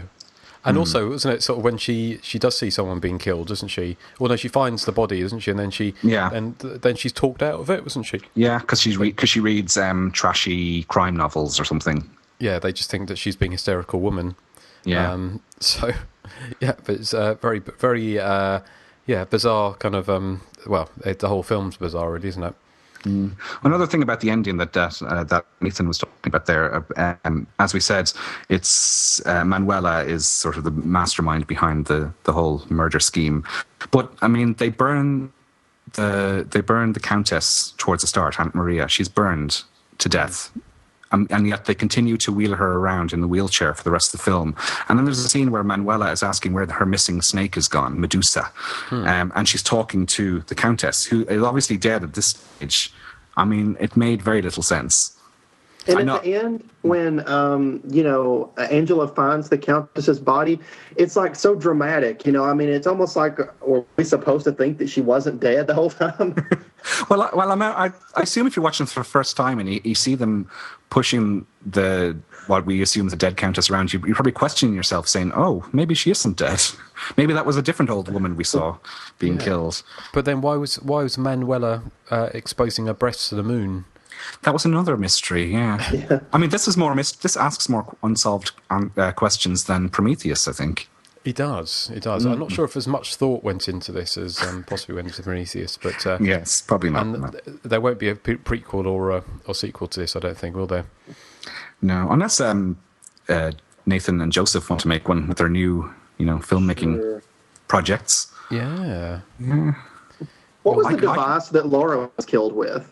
It was kind of a tongs of some kind, was it? It was I don't know what it was. tongs, wasn't it? I felt bad for Laura for being so dumb. I mean, she had like beer bottles in her hand and she's getting strangled and she just drops them all instead of trying to throw them or break them over the killer's face or something. That would have made sense. Poor Laura. Yeah, it's hard to feel sorry for anyone in the movie when the characterizations are so poor. Although I did like Inga, but I wasn't sad to see her die, to be honest. No, well, she's so relentlessly stupid, wasn't she? Yes. And I love, the fact, and also what I quite liked, Jess Franco had the balls to, because they don't do this in many slasher movies, is kill a child. Because you remember they say kind of the scene where Inga has her head chopped off, and there's a little boy watching this, and he tries to save the day by running in, and he pulls down the switch and turns off the buzzsaw, and the killer sees this, comes back and pushes it up, and then the little boy runs away, and he's running down, as people always do in films, when they're running away from someone in the car, they never run off a road, do they? They'd always just run down a road. And obviously, if you're being chased by a killer in a car, what you do is you run straight off the road, don't you? Or climb up start climbing up the side of the shrubbery or something. But no, the killer mows down the little boy in the car, and you see his bundle his dead body behind them. So it's got everything for for child killing, sort of bad disco, terrible knitwear. It's got it all, isn't it? A little something for everyone. Yes. Yeah. Another cheesy scene I like is quite near the start where Angela is on the train and Miguel is sort of staring at her, and then the lights go out and the lights come back on. We just see her scarf hanging at the window and we assume she's fallen out of the train. Mm-hmm. But it turns out it's just a false alarm. It's just like, oh no, just my scarf got caught and I went to close the window. And who was on the phone? Because they had Jess Franco had a completely pointless scene where all the girls are sat around reciting Spanish in the kind of in the classroom. Went on for about 5 minutes, but nothing actually came of it at all. And then the same scene is not repeated, but then the killer talks through the headphones, doesn't he? Yeah, it reminded me of I Still Know What You Did Last Summer, the karaoke scene. Yeah, but then who was it? Because Alvaro, who was one of the killers, was walking around. Walking around. So again, I think if you start trying to make sense of this film, you're never really going to be able to do so. But it was it is what it is. And bizarrely, it actually got a cinema release in the UK back in 1982. Very cut, but you can imagine it would have been very interesting to see this at the cinema, I would have thought. Yeah, I'm wondering, was everyone's jaw on the floor, or were they used to just this type of stuff? Because a lot of sort of bizarre, off the wall things made it to the cinema back then. So it might have been that. It mightn't have stuck out that much. Yeah, we were. yeah. So, did any of us fall for the charms of Antonio? All the girls obviously love him. Did you? Yeah, I thought you might. Yeah. Oh yeah. I did. Yeah. I had to have him, even though he was cheesy. a fictional character. What'd you say, Justin? They were all kind of talking. I think it's because we've been going at it for 4 hours, as it were, that we're all starting to get a bit delirious. But I think that deserves a matron in and of itself. Oh yes, well we haven't had a matron yet, have we? So excellent, well done, matron. Well, it seems a little bit rickety, Doctor. Is it? Yes, but of course it's fairly easy to get it up. It's getting it to stay up. That's what counts. Indeed, it is. Well, have you got any background on the film? Yes, actually, the film, as you said at the start, isn't solely a Spanish film. It's a co-production with Germany. So it's mostly a German cast in the film. It was shot in Alicante, which is where I'll be in 3 weeks' time. Woo! It was written by Erik Tomek, who is using the alias Rayo Casablanca, and he also wrote another favourite bad film of mine, Contamination, the Luigi Cozzi movie. Oh, I love that movie. Yeah. Sure. Great fun. If it was a slasher, I'd pick it for the show. Or maybe I will. Maybe is it a slasher, Justin? Well, just put it on Justin's side, then it won't be. Yeah. The lovely, lovely, lovely, lovely, lovely guitar music that we hear constantly throughout the film is by Gerhard Heinz, who has a huge filmography, believe it or not. It's all in German film and television. But I thought, judging on the caliber of the music in the film, it might have been his one sole credit, but I was wrong. Lena Romay, who was Jess Franco's, was he his partner or just his muse? I'm not sure. She passed away recently. She's the second unit director on the film. Okay. Some of this other information is from the DVD featurette on Severin, so if you've watched that, you'll forgive me for plagiarizing, but it's quite difficult to dig up information on Bloody Moon. The producers promised in inverted commas, Jess Franco that they were going to get Pink Floyd to do the score for the film. Believe it or not. And Franco is such a big fan of Pink Floyd, that's kind of what sold him on doing the project. They also offered him a top-notch director of photography, which again didn't transpire, although I do think the film looks okay when you watch the DVD version. They also offered him Olivia Pascal to play the role of Angela, and she was quite famous in Germany at the time, and that did transpire because she does stay in there, although she had a clause in her contract stating that she was to do no nudity, but Franco was okay with that because her character didn't need to get her norks out at all. Franco admits that the soundtrack is the worst thing about the film. And as you said, Justin, it got a UK theatrical release in 1982. It was cut by almost 90 seconds. It was then released uncut on Interlight Video and fell foul of the Video Nasty scare. And I think Jess Franco is the director of the most, possibly maybe joint with Lucio Fulci, the most credits on the Video Nasties list, because he also had Women Behind Bars and Devil Hunter Band around the same time as well. But as I said, Severin released a really nice DVD print of it in 2008, and I think that's the one to go for. It has as I said, a Jess Franco interview on it in the trailer. That's about it. But it really is makes a huge difference watching it in that sort of pristine print than watching it on the 17th generation VHS I had for so many years, but which I still loved, but it was nice to see it done properly. Do you have any information, anyone? Justin? Nathan, first of all? No. Yay. Joseph, do you have any? No, I didn't find anything this week. Justin, you might have something.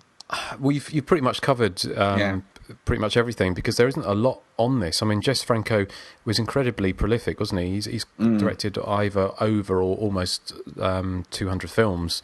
Yeah, well, at this stage in his career, he was, at his peak-ish. He was doing about 6 or 7 movies a year.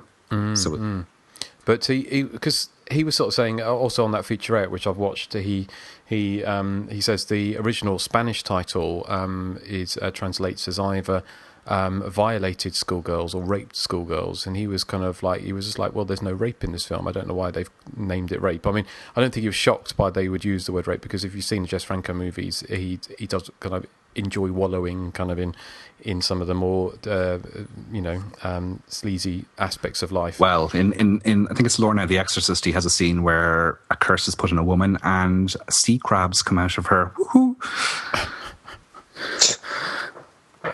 Yeah, continue. Yeah. Okay, out of a wig. Okay, no, but I thought it's funny because on that Severin interview where he's talking about, I prefer, I didn't want to do really horrible special effects. I didn't want to dwell on them and things like that. And you're thinking, is this the same Jess Franco who made Faceless, which is kind of like got the most gloating kind of gore effects, which nothing wrong with that, and the same in Bloody Moon. He doesn't shy away from, that buzzsaw kill.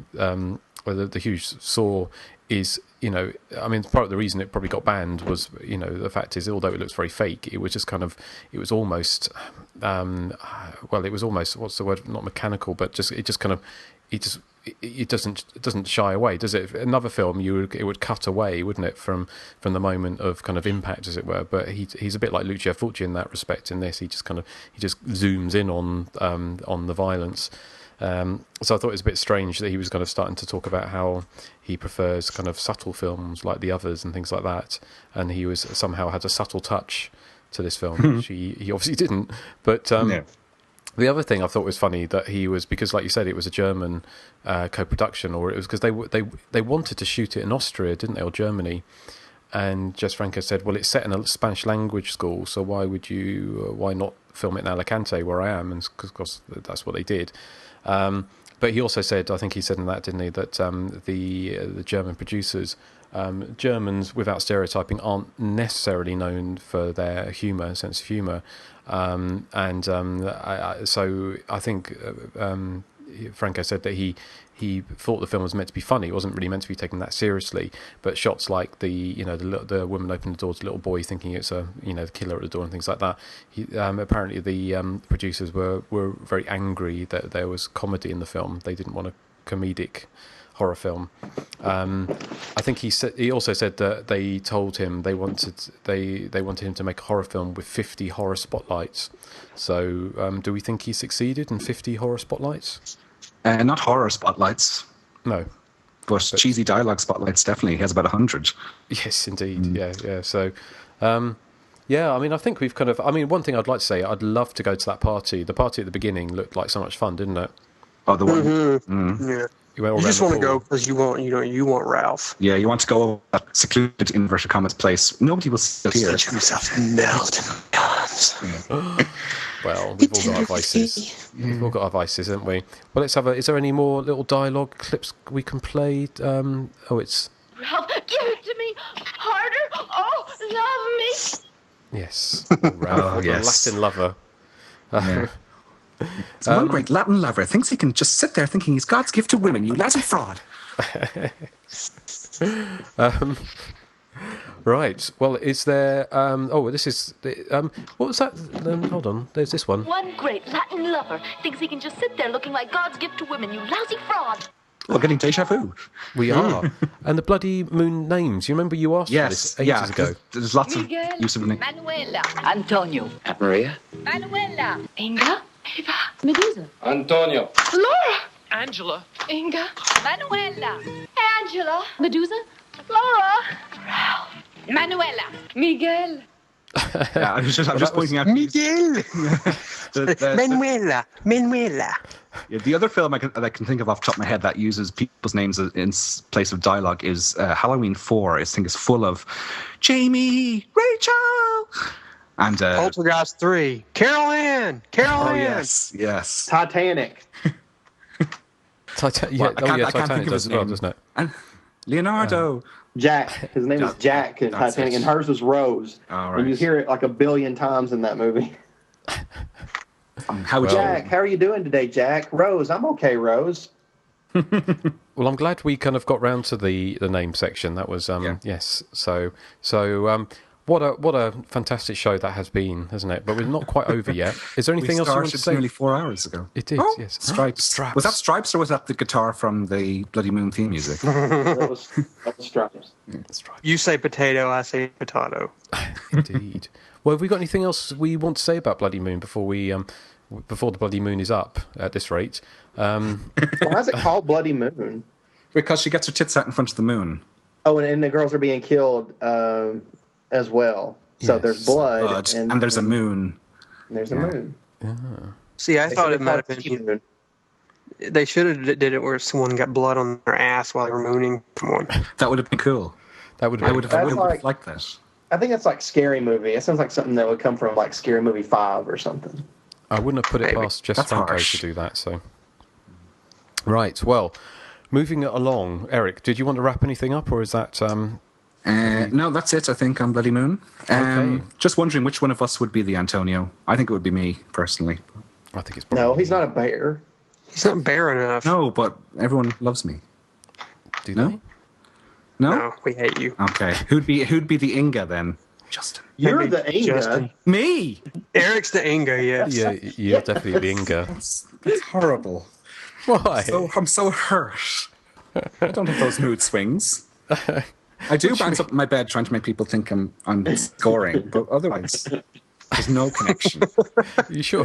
Well. Oh, Eric. It's all downhill since 9 o'clock this morning. Yeah, it certainly is. Well, let's try and bring things back up to that level of professionalism we've become known for. Let's get it up. Let's get it up, please. Yeah. So let's go on to the feedback and all the people who've written in to tell us how wonderful and professional we are. Yeah, and how polished the show is. How polished the show is. It's like listening to a BBC podcast. Well, I think we've polished off, aren't we? I think after this, but I've got a voicemail to play. But Joseph, did you want to, or should we play the voicemail first? Yeah, go ahead and play that. Okay, here we go. Hello, gentlemen. This is Patrick from the Scream Queens Horror Podcast. I'm calling... Well, first of all, I'm going to make this a much shorter call than I did last time because I forgot it's not my show, it's your show, and I was like, blah, blah, blah, blah, blah, blah, blah, blah, blah. But I wanted to say thank you, guys, because, well, as Justin probably knows, I don't know how much you listen to me, but my partner, Brad, was in the hospital, it was 10 days ago now, for emergency gallbladder surgery. And so for 3 days, my life was really rough. I was running back and forth to hospital from the subway all the time, just stressing out, not getting any sleep. And I was listening to a lot of your back episodes, which is always a treat. But something happened in particular that was rather magical. One night I'm coming home from the hospital, and it's really late, and I'm exhausted. I think I've been up for 46 hours at this point. I barely eat, running on caffeine and gay magic. And I'm listening to your show. And the subway was surprisingly fairly crowded this night. And I'm sitting there and I'm listening. And the cat flushing the toilet came on. And that always makes me happy. It does. I mean, I know you guys make fun of it. I love it. A lot of people may hate it. It's really annoying. Yet, I can't imagine the show without it. It makes my day and ruins my day every time I hear it. So I'm sitting on the subway, and I suddenly realize people are starting to look at me and move away from me rather rapidly. And that's when I realized I was singing along with the cat. Not the song, just the cat. Imagine being on public transportation and the person next to you, a person who's looking very ragged, actually, very glassy-eyed, a little insane, actually. Probably doesn't smell very good. Looks like he slept in those clothes for a couple of days, if he slept at all. Possibly on some sort of crack. But not only is this person looking frightening and setting off these stranger danger warning bells, this person is also meowing at somewhat set intervals. Meow. Meow. Meow. Then we pause for the chorus. Meow. Meow. Meow. And that made me laugh so hard that I was causing a panic on the subway because I was singing along with Cat flushing a toilet, which I never would have heard had I not started listening to you guys. And it was a bright spot in a really, really, really, really dismal period of time. So thank you. I bow very, very deeply. Please take advantage of it. Thank you. Talk to you soon. Scream Queens with a Z. Yeah, thank you, Patrick. If you haven't listened to Screen Queens podcast, we've plugged it plenty of times, but please do, because it is fantastic and very, very entertaining. And Patrick, I've been listening to back episodes. I obviously haven't caught up because there's something like 70 episodes there, but it's really entertaining.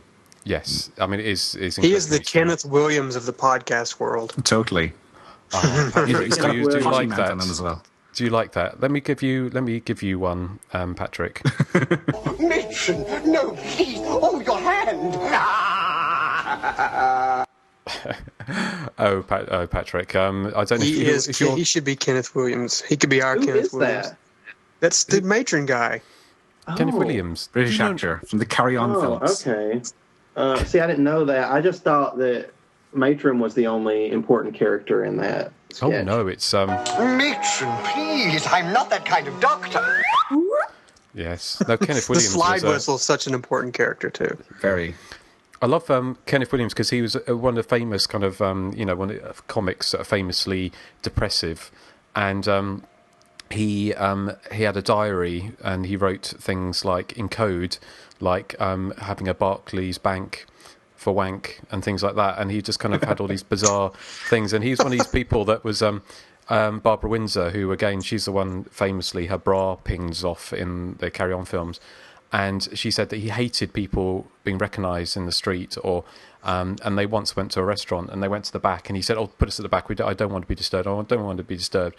And so they all sat at the back, and then he realised that people weren't looking at him, and so he just got more and more louder and louder and louder, and sort of like that, going, like that, until people started going, pointing and go, "Oh, look, it's Kenneth Williams."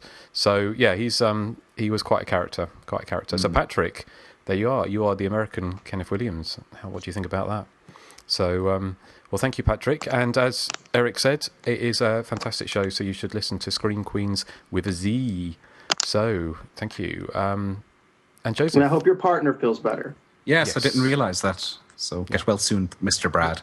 Yes, I think Mr. Brad's okay now, recovered. That was because we're kind of recording these a little bit out of sync at the moment, as you might have noticed. Everything's a little bit cockeyed. Oh, by the time we're finished, this episode, everything's gone wrong in this episode. Yes, let's exactly. be here next Sunday when we're about to publish it. Yeah, we're trying to finish the episode. Yeah, we're going to be covered in cobwebs and cats and stuff. Well, you are already because you're a goth. Oh yeah, of course. Yeah, I sit here like Miss Havisham, covered in cobwebs. He got you. Yeah, you're like in the Lullaby video by The Cure, where Robert Smith's all covered in cobwebs. Yeah, I know. That's your ultimate there, fantasy, is it? But is that are you sat there in green with a pint of Guinness? Oh, what a stereotype! Well, you can dish it, but you can't take it, eh? Yeah, I know you're him a Fascination Street right back his way. Yeah, I can give, but I can't take. Yeah, so I hear. So anyway, I've got a little cat coming to the room. Hello, Gilbert. Is it Gilbert? Moving swiftly on. Sorry? Yeah. I said, is it Gilbert? It is Gilbert. Yes, hello, Gilbert. Okay. He's a bit of an old boy now. You wouldn't expect to find him, passed away, but he's still with us. So on that cheery note, Joseph, you've got some feedback, haven't you? Yeah, I got a few things. This is from Jake McCoy. He writes in, says, "Hello, Hysteria continues. My name is Jake, or Jake the Snake, as my friends like to call me. Wow. I found the show a few months ago and have finally caught up on all episodes. I just have to say what a great job you guys are doing with this podcast, and you are easily in my top 3 favorite podcasts, especially since you cover my favorite subgenre ever.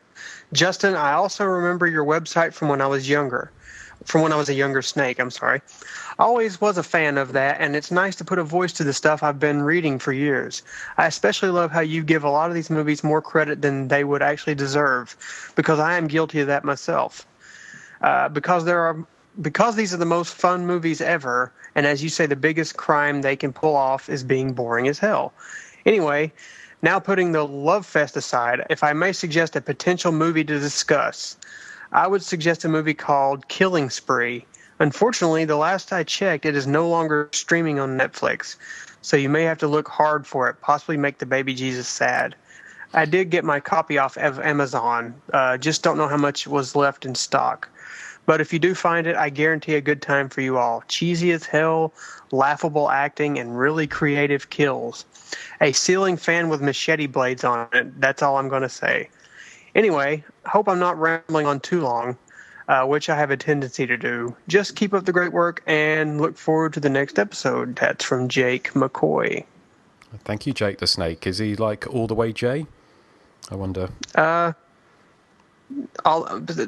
that you mention that, this is from All the Way Jay from Cumbum, a.k.a. BTK.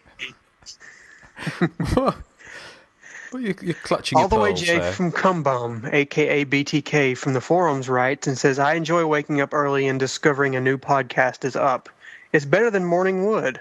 I watched The Case of the Bloody Iris beforehand to prepare for the podcast, but couldn't find Phantom of Soho anywhere. I had no hoe.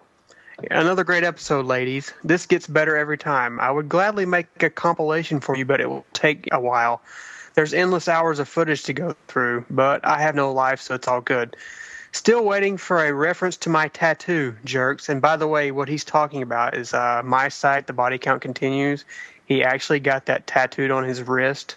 I was both scared and flattered at the same time. But that's from forum member BTK, who says, just kidding, I love you all.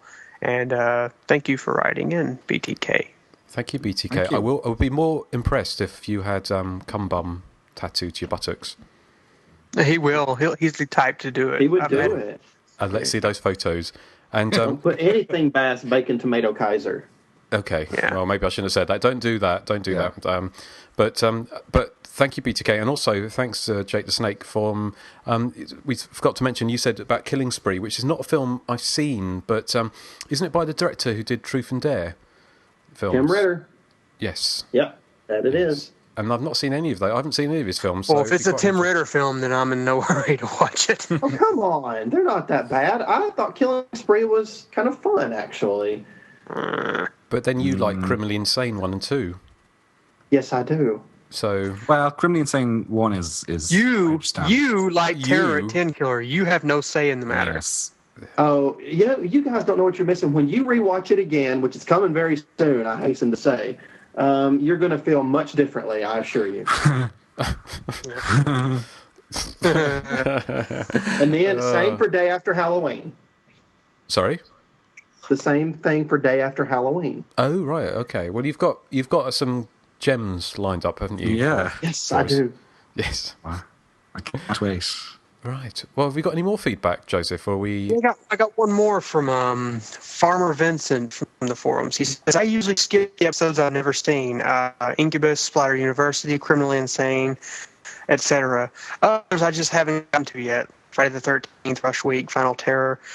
According to iTunes, I still have 15 episodes to go until I'm caught up.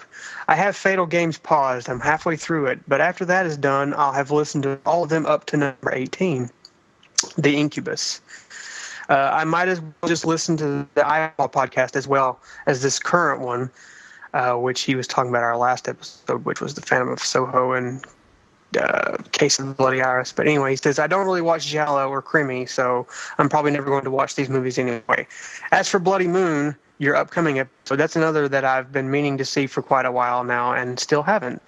It was even on my goal list in another thread, but it was the only one I didn't get to. I've got the Severin DVD, as Erik has mentioned many times today. So this podcast will give me an excuse to watch it. Farmer Vincent. That's from Farmer Vincent. Thank you, Farmer Vincent. Thank you, Farmer Vincent. Yeah. Yes, but if you don't, because I've heard there's a few people say they don't really watch Giallo, but I think, although it may be an acquired taste, it's definitely, I think you should pursue, you should try them out, really, because branch out a little. Yes, because certainly Deep Red deserves to be seen. Yeah, and Eyeball. I would say the same for Tenebrae. Yeah. Yeah. So, well, I think we're more or less spent, aren't we? Yes. Mm-hmm, I thank goodness it's been quite a day, hasn't it? Yes. It has been quite Before a day. Before we go, we do like to hear from you, so I'm going to give the contact details. We were discussing earlier how there's a lot of podcasts out there that get a lot of voicemail, and for some reason we don't really seem to get any. So if you do like to give feedback, we like to take it. Oh, yes. Nothing? Okay. Anyway, we would like some voicemail, so if you have the time or the know-how to actually... Oh, there you go. If you have the time or the know-how to pick up a phone, you can leave us a voicemail. That's 858-233-9281. You can email us at the.hysteria.continues@gmail.com.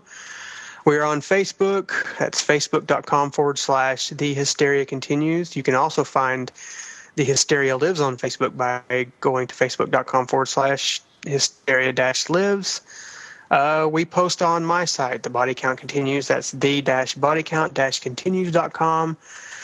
We are on Twitter, twitter.com/THC_podcast. And finally, you can purchase some wares from cafepress.com/The Hysteria Continues. Yes. Good Lord. Yeah, email us and let us know. From now on, I'm gonna make a pre-recorded one because I'm tired of doing this. So then Justin can just play it. Okay. I want people sending emails telling us who they think the Inga of the podcast is, because I don't think it's me. I think it is. I think somebody with mood swings. I'm the Ralph because I want people to melt in my arms. I don't know who I'd be. I'm trying to think who I'd be. Manuela. You're bacon face. I'm going to be Laura. And I have no rhyme or reason for that. I just that's who I am. You three have to be girls. Why? Oh, thank you for your stereotyping. Is that stereotyping? I'm sorry. You are an ass hat. Yeah, you are an ass hat. What's an ass hat? I know. Are you flipping your wrist? Did you say that? Ooh. No, I was snapping my fingers, bitch. Well, there you go. You're stereotyping yourself. I think I'm feeling a little bit delirious. You know, at the end of the Poseidon adventure, when they come out through the bottom of the boat, I feel a bit like that. I just made it through some 70s disaster movie, all in one piece, wearing how long is this episode going to be, do you think? About an hour and 45 minutes we've been recording or trying to record for like almost 4 hours now? we're going to be about 2 hours. So it's 4.5 hours to record 2 hours worth of content. So you fuckers better phone in and let us know, because this is a very special episode. So please, yes. And Justin doesn't usually curse, so that's like he means business. He means business. I mean business. Yes. Well. Thank you for joining us. I think we might play out, unless you've got any sort of objections, Erik, with a bit more Sylvia. Is it Sylvia? Oh, yeah. Yes. And to get us back in the mood, so for a Spanish holiday, because obviously Erik is going to be off to Spain fairly soon, and I'll be off to Spain in August as well. So this is get us all in the mood. And, well, thank you for joining us. And hopefully, if you've made it this far, then you're one of the dedicated many or few. By the way, we'll be back on Friday the 13th of July with Friday the 13th Part 2. Exactly. Woo-hoo. The body count continues. And it's the anti-terror. We're going to try to go through the Friday the 13th movies one at a time. Yes. Until we get to my favorite, at least, Part 5. Well, Friday the 13th, the professional podcasting continues, Part 2. Yes. Continued. Yes. So if we're not all killed by Skype before then, but well, thank you very much for listening, and we shall see you. Oh, actually, did I tell you guys I was having a Poseidon Adventure party next week? Oh yes. So if any of you fancy Are you dressing up? Yes, I'm dressing up as the captain. Are you the Shelley Winters character? No, I'm dressing up as the captain, as Leslie Nielsen this time. But I might have another costume in under wraps. Ooh, I look forward to the photos. I'm going to take pictures and post it on Facebook. Okay. Yes. But good. Yeah. Well, hopefully we'll we'll see what happens. But So anyway, before we all dissolve into even more slightly delirious as we already are, then I think we'll leave you with a bit of Viva la España and over and out. Thanks for listening. Take care. And bye. Bye, everyone. Melt in my arms. And stop. Is it stopping? It's not stopping.